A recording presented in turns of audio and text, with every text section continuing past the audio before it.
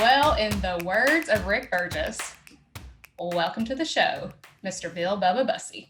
Sarah, thank you for having me. What an honor it is to do this. We've known you for a long time, and you've been a great friend of the show, and we're just excited. Man, you're podcasting now. Wow. I know. It's a big deal. And yeah, I was thinking about that today, that when I first met y'all, you remember it was 2004. I believe it was one of Auburn's more successful football seasons because right. I think that's how I met you, hanging a banner over the upper deck somewhere. That's right. Yes. Y'all put out this challenge, right? You know, for somebody to get a sign on TV. Well, you know, I was a poor college student. I said, I can make some money going to the SEC championship game with a sign. Right. And then, and then come around 2008, I was living in Nashville. Y'all said again, hey, we got some money on the table. Who's going to have a sign at game day? I said, I can do that. I was, again, poor graduate student at that time. So that's how we became to know each other. And it's been an honor and a pleasure to chat with you guys and truly cheer you guys on as y'all show too. Well, we have a great time, and Rick and I are about to celebrate our 28th year of doing the show, which is shocking to everybody. It was supposed to last 30 days, so we're enjoying it, and I'm glad. I hope in some form or fashion we help to motivate you to do what you're doing today. Oh, of course, always. And I love how y'all bring guests on the show. Y'all talk about this whole world of college athletics too. I mean, some of the friends that you guys have on the show are current college coaches, former college coaches. And I love that some of your interns are actually student athletes. Oh yeah. A lot of them are. And, we've really been on the forefront of this NIL deal. We've already signed up 4 or 5 kids to help promote the Rick and Bubba Show. Now, they're not huge contracts. That's right. They're like $100 and 3 T-shirts, but I mean, it's better than nothing. It's better than what they had a week ago. That's right. And I love that you guys are investing in these students, and you're kind of helping them not only help build your brand, but then also help them build their brand. Yeah. Because it's such a big deal. Yeah. It's the self-promotion, the promotion for their sport, promotion for their school. And, we're signing some of these kids that are not the star quarterback. That's not the star running back. Really, if you're a starter, you're not for us. You know what I mean? We really need those people that really have no hope of getting these big deals. And we want to give them an NIL deal, and maybe it'll break the ice for them to get something else. We don't know, but we signed, our first one was a soccer player for Trevecca University in Nashville, who is one of our interns. And since then, we've signed several more, and we'll probably end up with 15 or 20 before it's all said and done. That will be so cool for these kids. And I think you mentioned something about being the star athlete. And that's something we talk a lot about on the show here, is that becoming a collegiate athlete, no matter what level, whether it's junior college all the way up to a high Power 5 school for Division I, it is no longer just about being the star athlete. There's so much more that goes into it. And we've heard from sports psychologists and nutritionists and, former coaches that really talk about this, because there's so much involved. And that makes me think about you. I mean, you were a high school athlete. Yeah. I know that's kind of hard to believe now. I used to be much more fleet of foot than I am now after 5 knee surgeries, 2 foot surgeries from playing tennis. But we played, baseball was my main sport. And I was decent. I had some really good players behind me, and got to set a few records at the high school, and had a chance maybe to go ahead and play some JUCO, but we didn't follow that. I figured I'd, kind of run the course with that. So I retired to the church softball league. There you go. We had a lot of fun with that, but I had some really, really good players I played with, and was fortunate to be out there throwing the pill for them. Yeah. Well, what made you, you had this JUCO offer, you had some other things that transpired, but what made you ultimately decide, hey, you know what, college sports isn't for me? Well, I grew up in Jacksonville, Alabama, home of Jacksonville State University, the Fighting Gamecocks. That's right. And I had grown up watching Rudy Abbott and the Jack State baseball team, and oh gosh, I wanted to play for them. And I was a little undersized. I didn't have the fastball I needed. I was a junk ball pitcher, and they're a little more risky to sign anyway. And Rudy, I got to play in the first round of the state all-star game. Baseball does it kind of strange, a little different, because they have like a tournament, and you have players that play, and then 3 or 4 from that move on to the next round, 3 or 4 of that next round. So after the first round, Rudy pulled me down. I'd known Rudy forever. I knew his family. And he said, Bussey, he said, the boys down at Southern Union will take you. But he said, I want you to go down there and play a few years, then we'll look at you. So, but I was like, Southern what? I mean, I didn't, Southern Union is a powerhouse JUCO college team. Yeah. But I had no idea. I had no idea at the time. I was very uneducated on it all, uninformed. I was like, I didn't know. I really didn't think I had the fastball to proceed to the next level. So we just, like I said, decided to stay in Jacksonville. And my mom was widowed at the time, and I really didn't want to move off, and had to kind of take care of mom too. So we decided to stay and, like I say, go into the church softball leagues. And it all worked out in the master plan. But we played a little basketball too, and I really, there's where I developed my comedy routine, because I sit the bench the whole time, and it it got to be, it takes years to work on that, by the way. Oh, it takes a long time. And by the time I was on the B team, our B team coach wasn't always, really paying attention to what was going on. Yeah. And I'd tell him, I'd say, hey, Coach, Johnson ain't covering his man. And he'd say, Bussey, get in there and get Johnson out of that game, which was funny to begin with, because we had 2 guys whose last name was Johnson. So I got to pick who I wanted to go in for. And I'd go that scores table, and they'd start looking at me, and they knew exactly what I was doing, because somebody had outed me on it, and they were shaking their head like, don't you? And I said, oh yeah, right there, Johnson, you out, and I'd go in the game, and they'd get so mad at me. But I mean, it was a B team, and if you're not playing, you have to occupy yourself with other entertaining things. Sure. But it got to be such a comedy bit, the things we were telling the coach, that they'd start agging me on. And even if I was sitting way down on the bench, they'd make me go up and sit next to him so I could start telling him things. So we used to have a lot of fun with that. But it was a great experience. I will say this, I think that one of the most educational things that ever happened was I really wasn't that good at any sports growing up. When I was little, I got better. By the time I was 6th grade, I was starting on the little team, city league team, and made the all-star group. And then we went to junior high, 7th grade, and I didn't make the basketball team, and it just crushed me. Oh. I mean, Sarah, it was like watching the postman run over your dog. You know what I mean? Oh my gosh. I was totally crushed. But it was one of those experiences that my dad had told me. He said, look, you have a choice to make. You can either let this destroy you, and you can get mad and you blame the coach and throw the basketball down the hill, or you can decide to get better. And you can get to the point that you're good enough that it just looks ridiculous if they don't have you on the team. Yeah. So that year I worked probably harder on athletics than I'd ever worked before, and I really got motivated, and then came back in 8th grade and made the team in 9th grade and 10th grade, and ended up bailing out on the varsity team, because had a conversation with a coach, and he said, look, you're going to be at the end of the bench. If you want to hang around, fine. If you want to, do something else. So I said, yeah, I think I'll hit the church leagues, and went over to that and played. But that 7th grade year taught me a lot. And I've tried to tell my kids, and I tell other kids now, and man, it was a crushing disappointment at the time, that probably had more to do with building my work ethic and my gumption to get something done than anything else I ever had in life. But at the time, I thought it was a great tragedy. Yeah, that is the words of wisdom coming out of your mouth, because I know that we have listeners of the show who they're thinking, gosh, I've got cut again. Here's the other things that are happening. And some of them just quit. We talk a lot about grit and taking those actual moments where things don't go your way and really pushing through. What is that final ambition? What is that purpose that you want to align yourself with? And those are those moments where you get to find out what that is. And, I think sports, it reveals character, but it also teaches character. Yeah.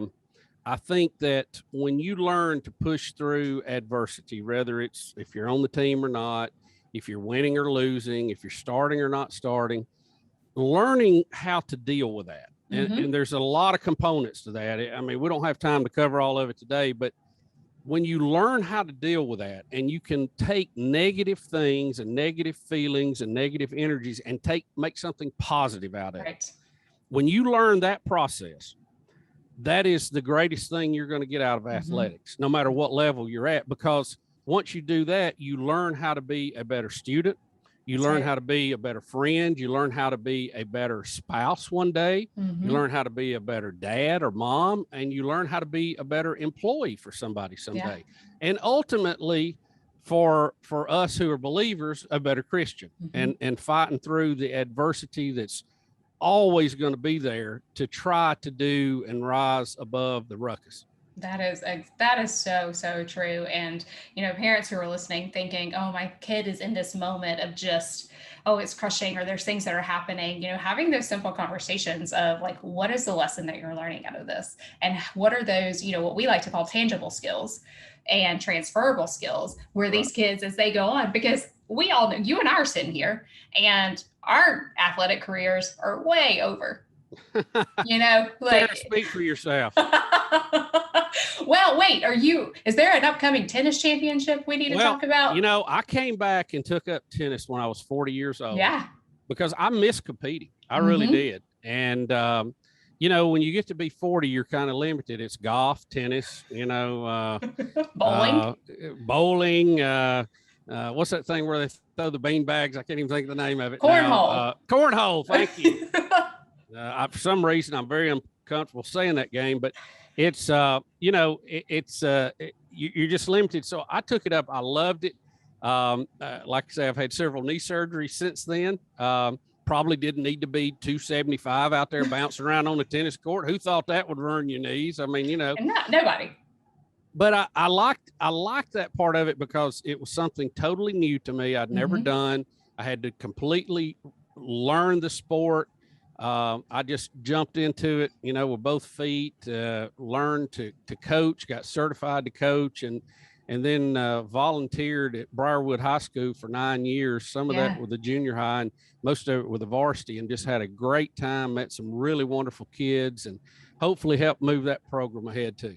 Oh, I think for sure you did. And I love that you had that unique opportunity of coaching at a high school level and a junior high level, because you kind of got to see too, what is this atmosphere like when collegiate coaches come in, and you're kind of seeing it from a different vantage point than maybe some of our head coaches or even some of the parents. So thinking of that a little bit, like what were you seeing as these college coaches were coming in that they were looking for in these student athletes? What qualities were they looking for? Well, we didn't see it as much in tennis because we didn't have as much direct conversation with them. They're a little more statistic driven and rankings driven. Yeah. But in dealing with them and some other sports, the coaches are so limited in their time that they have to spend with these kids, and the NCAA limits their contact and all that. So they have to rely on stats a lot. They have to rely on, and this is one of the things I learned when Rick's son was being recruited. If an assistant coach comes in and he likes what a kid does, or he sees some things in him he likes, he has to meet the chart. I mean, if he's a lineman, we need him to be this tall and this amount of weight. Well, you don't have a column though for heart. You don't have a column for leadership. And I think that, in some ways that hurts, because those kind of things mean a lot to a team and to a kid, but there's not really a box to check for them sometimes. And the coaches just don't have enough time to get to know them. Right.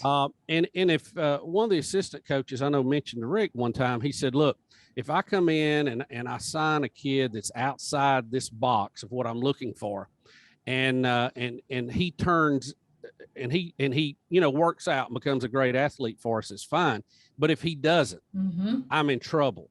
Now, if he's in this box, if I can check these boxes and he's the right size, right weight, right speed, and this and that, and he doesn't turn out, I'm not in trouble. I'm not going to be in the doghouse with my head coach. So sadly, it is a lot of numbers on paper as opposed to the heart. And, and we always have these stories you see where this guy's a 2-star, a 3-star, and he ends up being, one of the top draft picks, and he just explodes and he develops. And, coaches, it's very difficult to always be able to spot that. But, even more so now with the transfer rules. Oh my gosh. I was talking to a college coach the other day. I said, he was a basketball coach. I said, do you have to keep name tags on everybody? I mean, cause it's just constant. Here today, gone tomorrow. You don't put them on the, the first team. Well, I'm transferring. I mean, I don't envy their position at all. No. And that's something we talked about on the show. It's just,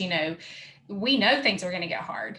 When you go to play at the collegiate level, again, whether it's junior college all the way up to Division I, like things are not going to be easy, because at that moment, when you get there, you're again on the same playing field with all of them. You might have been one of the best athletes at your high school, but now it's just a level setting time, and you've got to learn to persevere through some of that stuff. Yeah, it's not going to be easy. If it is, you're not being challenged. And that's right. But with this transfer thing, it is just, it's out of control. Now, look, I believe that the NCAA has had their thumb on the athletes too much. Mm-hmm. They always said they wanted them to be student athletes, but they wouldn't let them be treated like a student. They couldn't get a job flipping burgers. They couldn't go on vacation with friends. That's what college kids do. Mm-hmm. So, if they'd have just paid Ed O'Bannon, they wouldn't have this mess they got now with this NIL, but they didn't do it. And I think it's really opened up a Pandora's box for them. But, in all fairness to the kids, they signed to go play with somebody. Some of them never lived away from home. I mean, I would say most of them have. But I would say most of them haven't. You're right to that. And they're going to make mistakes. They're going to choose a school that's geographically doesn't work with their family. Maybe academically doesn't work with what their abilities are. Mm-hmm. And they need a right to fix that. Yeah. But what we're seeing now is just, I don't think anybody meant for it to be a revolving door. Right. At one point earlier this year, there were more kids in the Division I transfer portal for Division I basketball than there were slots available. So how does that work out? Wow. Yeah. And here these kids are, they've already told the coach, like, hey, I'm out of here. And now we don't have a place to go. And you brought up a really good point, because I've had this conversation a lot with students just over my years in Division I athletics. Is there are sometimes you are not academically fit for that institution. Right. And, and we've got to make a big decision about where do you land after that. And, and that's okay. Like sometimes you got to make these decisions of where do you fit best. But if we start having those conversations ahead of time on these recruiting visits with these coaches, sometimes that'll help us kind of figure out where we're supposed to be. But this revolving door of, well, I just am not going to play, or somebody else is better than I am. It's like, that's not showing all this grit that you probably learned like you did in 7th grade basketball team. Well, like I say, there needs to be some of that, but it doesn't need to be a revolving door. I mean, I saw a story the other day. It was a particular basketball player. He was getting ready to play for his 4th school, and I'm like, you're not learning anything there other than pick up stakes and run off when things are not right. So I understand it's going to have to be a balancing act, and hopefully it will naturally balance itself out. But it was way out of whack one way, and I think it's going to be way out of whack the other way. Look, college athletics brings in a lot of money, and, there's nowhere for it to go. So it went into buildings, it went into coaches' salaries, and they ought to be taking better care of these kids. Now, I don't think that it ought to be a professional league, but they need to share in that success a little bit more than they do. Let me put it that way. Yeah. And that's a really good point, because too, thinking about these kids now, the NIL is finally out there, and I've seen a lot of my former student athletes, already picking up some deals, which is great. And, And that really helps them bridge the gap of, you know, if they're not on a full scholarship, if they don't, you know, have the funds, and, you know, sometimes parents can't send all this money to them. And so here's a definite way for them to say, okay, now I can be a little more successful. I don't have to worry about, can I actually fit in a job flipping burgers for 10 hours a week?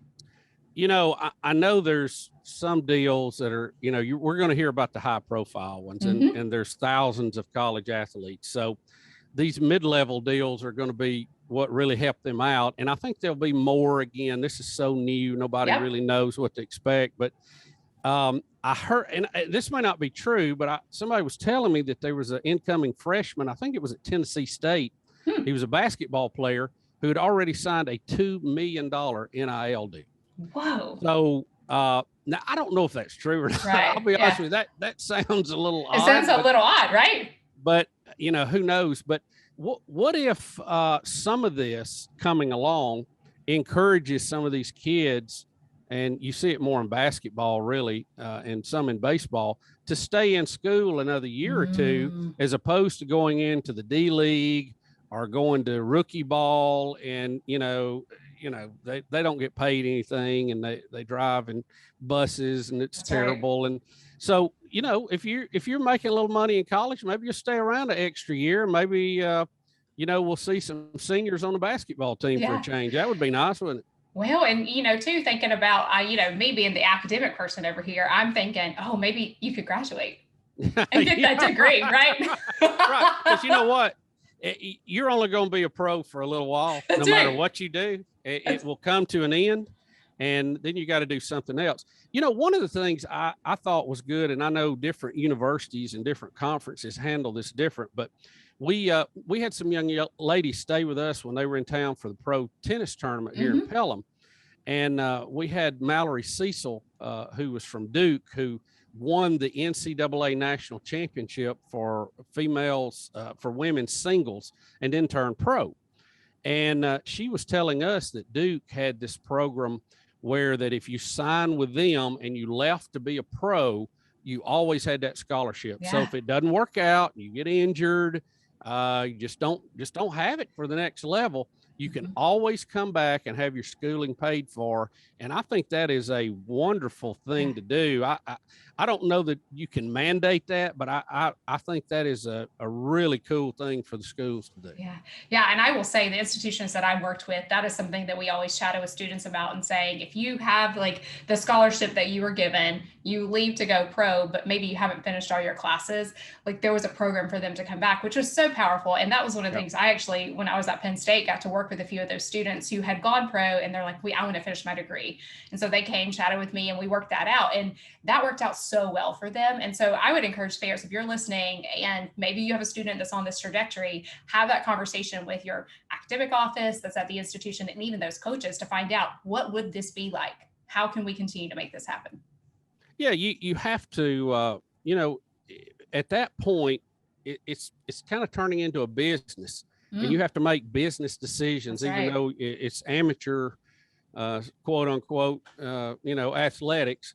You know, I've always thought too that this rule about not having an agent was a bad rule, because I think everybody needs a good lawyer, they need a good accountant, and they need a good agent.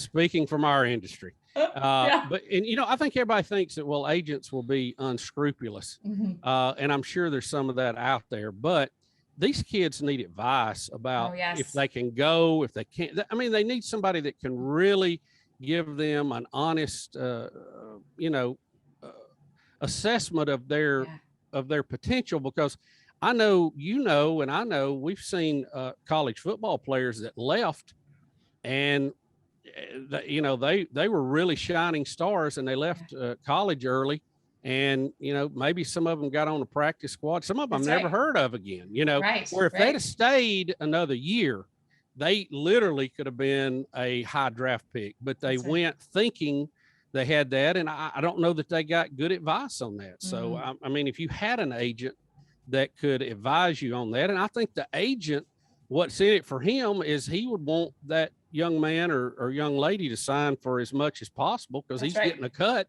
So he's going to try to give them good advice. And look, you may have to wait a year, but I'd wait a year for another $1 million, you know? Yeah, I do. Yeah, I just sit around, eat some tacos, wait around, let them get ready to go. Them signing bonuses they get in those first few rounds are pretty sweet, and they go in the bank whether you make it or not. That's right. That's right. I just really enjoyed this conversation. And the podcast is called Confessions from the Sidelines. Confessions. That's right. When you first told me the name of that, I thought, my gosh, what have I got to tell on here? I mean, Yeah, what secrets are we unleashing? But I think the reason why I called it that is because there's so many conversations that don't happen about becoming a college athlete, and this is the perfect platform to be able to have those conversations so that parents and students know what decisions they're making.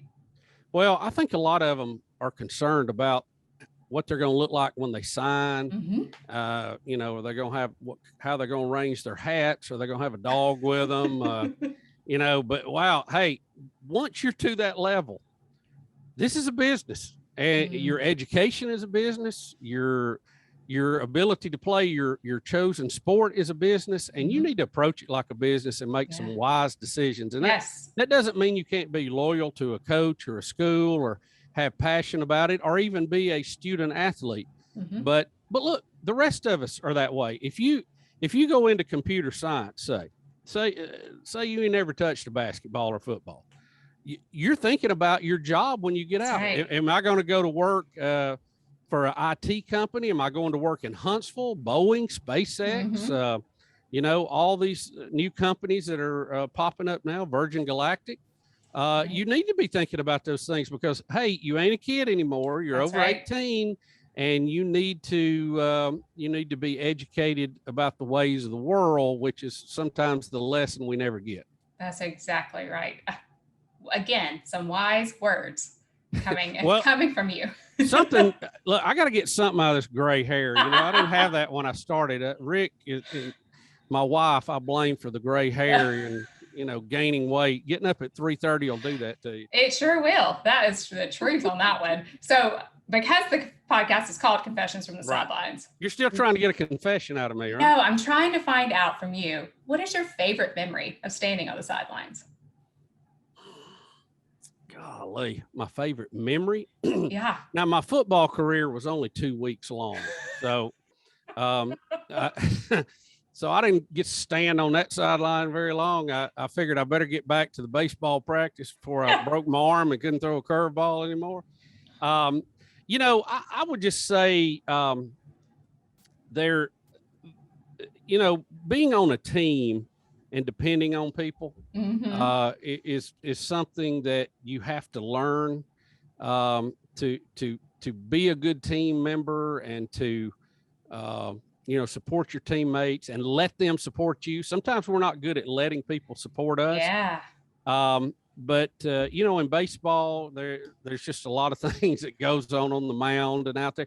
I'll say this, and I'm not going to be able to answer your question in a really good way that you want me to. Well, I'll say this. Let me tell you one of my favorite memories. Okay. When I was a kid, now some of the doctors will be horrified at what I'm about to say. Okay. Oh, no.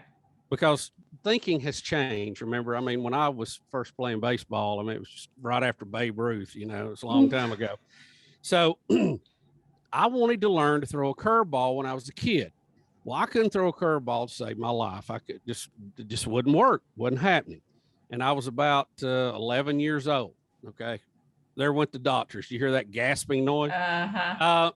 So when I was 12, I broke my right wrist, fell on the playground at school, PE class, just landed wrong, broke my wrist. Well, I get my arm out of the cast, and we didn't know what rehab was. It wasn't even invented yet. Rehab was get back out in the yard. You know what I mean? Yeah. So I go out there in the yard, and guess what? I can throw a curveball after I broke my wrist.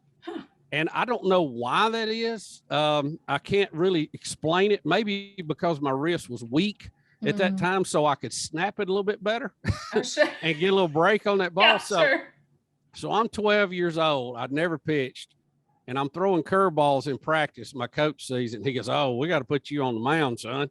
So I get up there, first game I'd ever been in. and I'm facing this gigantic player for the other team. He's about twice as big as I am. And I knew we were in the same class. He's a good friend of mine. And I throw a curveball right at his head, and he hits the ground, throws the bat back. You know, you would have thought an airplane was coming in for a crash landing. And that ball curves right in there, and that umpire says strike, and he looks around like, you got to be kidding me. And that was probably one of the most fun things I could remember. I go, hey, I got something here. You know, I need to go with this. This is fun. Oh, what a great memory of just thinking, hey, I could probably do this. And you know, I had a few dads tell me, say, hey, you don't be throwing that curveball when you're just 12, you're going to mess your arm up.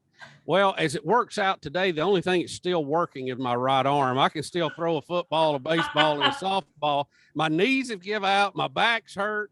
My feet have had surgeries on them, but my right arm is still doing fine. Yeah, there you go. There was something about it. Maybe it was that fall. Well, Bubba, it has been so good to catch up with you and chat with you. Thank you for just being on the show today. Sarah, have us back anytime. Always a pleasure. We're very proud of you. I told you before we started, I don't think we did it in our podcast. We've known you a long time. You've always been a sweetheart. And I am so glad that you're doing this and you're successful with it. I mean, you motivate me, and I hope you motivate other people too. Me too. Thank you so much for your kind words. Thank you.